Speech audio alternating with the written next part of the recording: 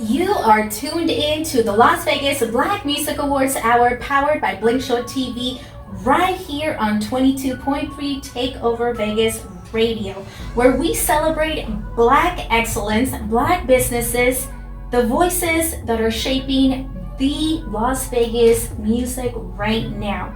So before I get into my guest, which I have two amazing artists, I do want to share some updates and news with you guys in regards to the Las Vegas Black Music Awards. So Early Bird has opened.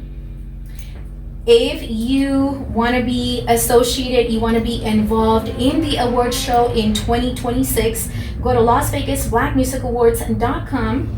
Early Bird has started. So if you're an artist listening, tuned in right now, and you want to perform on that beautiful stage, message me. If you're a vendor, business, you would like to support or be a sponsor of the show, message me at support@BlinkShowTV.com. Now, the song that you just heard is BlinkShow TV's new song, The World Is Watching Us. So if you have not watched the video, go to YouTube, our channel, BlinkShow TV, check it out.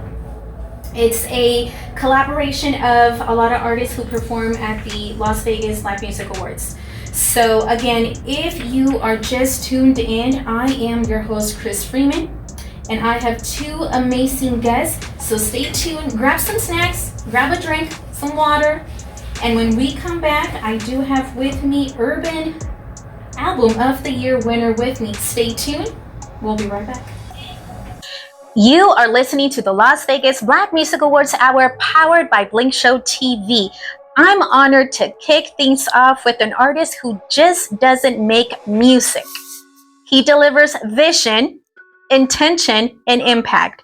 So tonight's first guest is The Vision Urban Album of the Year for 2025. Woo-woo! Shit. This is yours. Congratulations. That's huge. That is not Artist of the Year. That is not Song of the Year. That is Album of the Year. How does that feel? Facts. It feels good. It feels appreciated.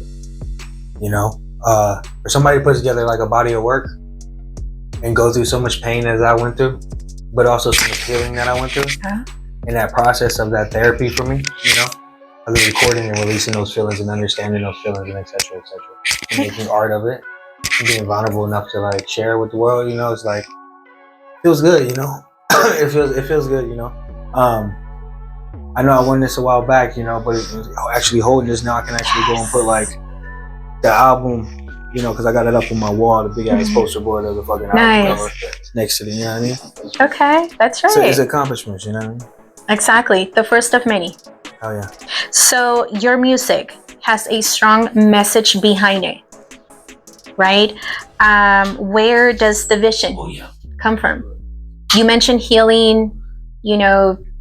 Yeah, you know, a lot of people in Las Vegas know me as a filmmaker, as Foster the Vision. I shot like tons of films for people, etc.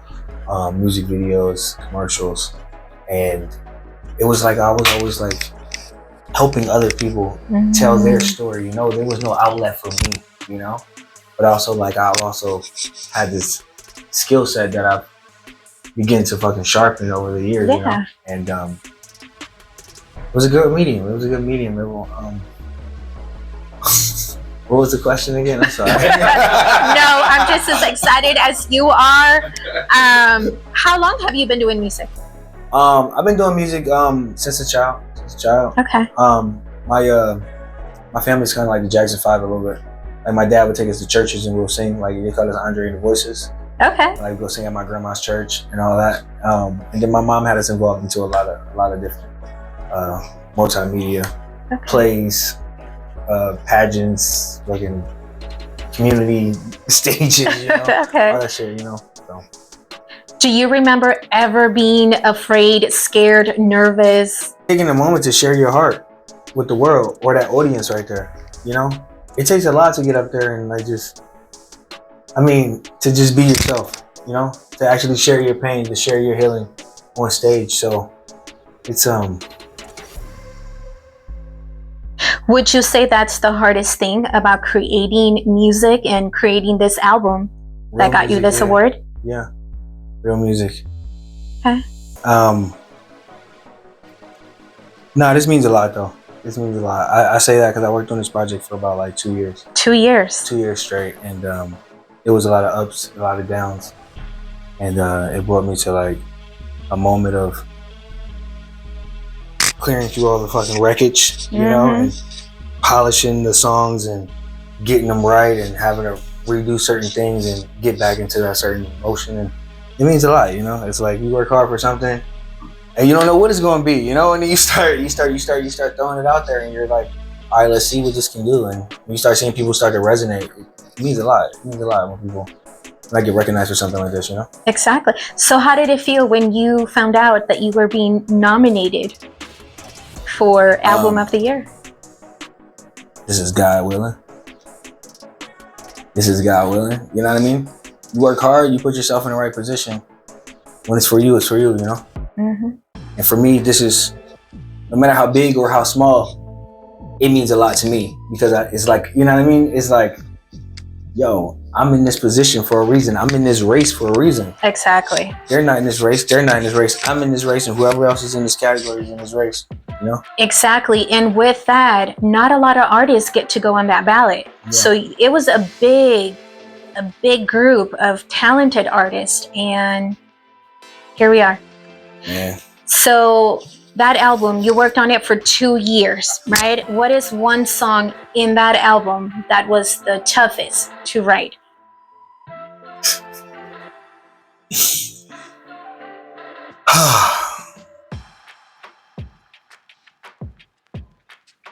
I mean, they all were kind of tough to write. I'm not going to lie, because they all came from pain, you know? Okay. You know, it's all about like, do I really want to just... but I would say the hardest song in the process of recording would be my song Hurricane, which is the leading song off the album. Okay. Title Hurricane, Herciane. It's the leading single off the at least the whole track list off. Okay. I broke down in the studio singing that song. Oh wow, okay. Yeah. How long did it take to record? It didn't take long. It was just a moment. Yeah, it was just me being lost in the moment, me being lost in the headspace that I was in at that time, and all the emotion that I had going on as I'm recording this song, and I'm just kind of like in this dark studio, you know, and my boys my guy, shout out to my boy at Grove Studios, Mills, keeps me selling a plush like on every single track. Go book your studio time at Grove Studios, man. Hey. They do it big over there, man. Yeah, like, you know, it was just one of those moments. It was a lot weighing heavy on me towards the end of the album, you know, and it was just like this song that I created was just like this guitar, like this solo guitar track throughout the whole thing, and I just kind of just explaining how I'm going through like this emotional hurricane. But it just like it leads off, and I'm just like crying in this room, just like bawling after I fucking finish singing this track, and he doesn't even know what the fuck's going on. So I tell him like 6 months later, bro, like, yo, you know I was crying in a booth, dog? He's like, no, I didn't even know, dog. I was like, he probably knew, but... He's like, I'm gonna let him do his thing. He probably knew. It's part of the process.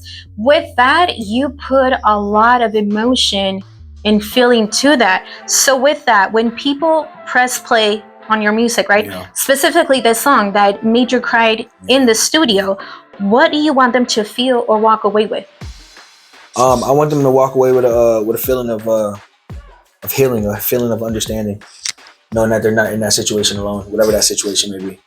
As I like write my songs, I also try to like to write my albums. It's always a beginning to the end. There's always a growth out of the destruction.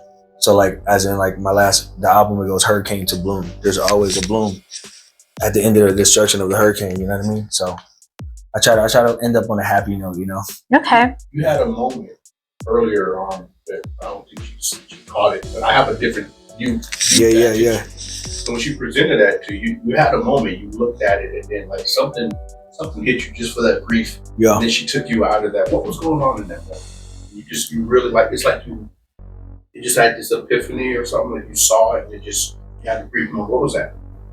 Like I said again, like, you know, like you start lining yourself up with like different things, and you start putting your work out there, and you start getting the recognitions, you know what I mean, and the appreciations, and maybe the comments or the ears or somebody, you know, typing something, it feels good. Especially you never know where somebody's at in their life, you know what I mean? So like for me, like even though like the award show was like a couple months back, like this is still another like ding on the belt for me, you feel me? So definitely. No, I did see that, and I didn't know. Belt, champ, you know like I'm like, yes, yes, like that's mine, right? Like your name's on there. Yeah. Hard work, dedication, consistency. Yeah. Right? You were consistent for 2 years to create this album. So what advice would you give to artists tuned in right now who are listening, who have written music for so long and they don't know whether they should put it out? Do they put out a single song, an album? Put it out, but go fucking live life. Can I curse? I'm sorry. I'm sorry. Do you be you? If I can say, go live life. Go get a job. Go start a family. Go start a 401k. Go travel somewhere. You know what I mean? Go live life, and don't let the music and the art consume you. Because without actually living life, we're not really creating our true expressions. And I think more people need to express more of that. Mm-hmm. It's more of their true expressions, you know what I mean? Exactly. That people can relate, more positive things that people can relate to. Yes. You know what I mean? Exactly. More positive things that people, like me personally, I'm a father, you know what I mean? I'm a father of 2. I have my kids like half of the week. My children's mom has them the other half, you know? It took them a month to get in there. you know. I mean, I just took my 6-year-old and my 3-year-old across to Florida to see my family. I ain't seen my mom and dad's house in like 8 years, but I seen my mom and dad. You know? They come out to see me. You know. Nice. So live life. Put out good music. Change the narrative, because the seeds that we planting right now is the seeds that is the world we're gonna start living in the next 5 to 10 years. So. Exactly. No. So we are going to get into your track now. What are we going to listen to? All right. So I know I said Hurricane was the leading track, which it is the first track on the album.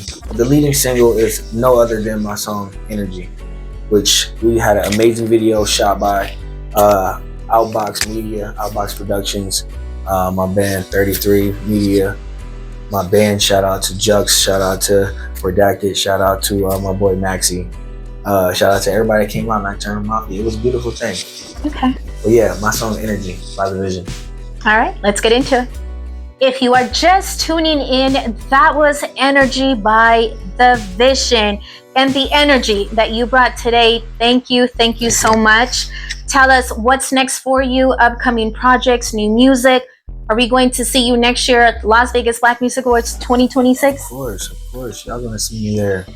Why would I not come out and support? I wish I was there for the first one before I heard this one. You know what I mean? Yes. I found out about it, made a couple phone calls, see how I could get up in it. You know what I mean?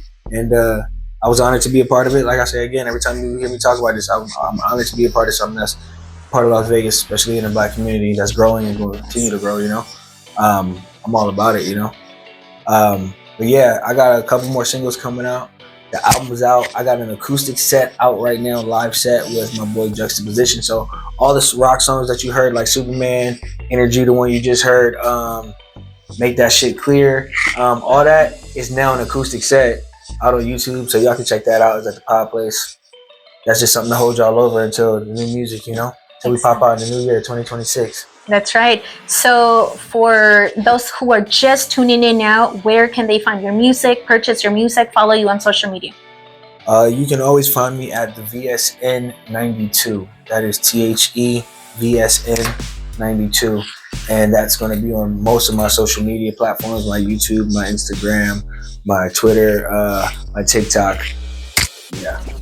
Also, hey, if you didn't know, make sure y'all check out the new short film, Posers.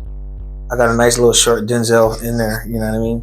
Hey, okay. But I'm honored to be a part of that. That just got shot. That was shot and produced by the same kids that did the first Friday movie. So it was an honor to go to that premiere too. I had to shout that out. It was a phenomenal movie, phenomenal film team. No, of course. Yeah. Yeah. Well, thank you so much. Congratulations again for the award.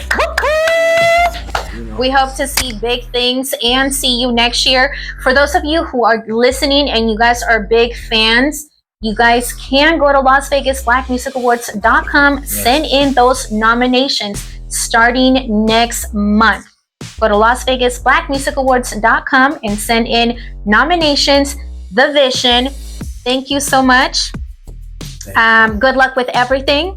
When we come back, we are spotlighting a female artist who quickly is becoming one of Las Vegas' brightest rising stars. So stay locked.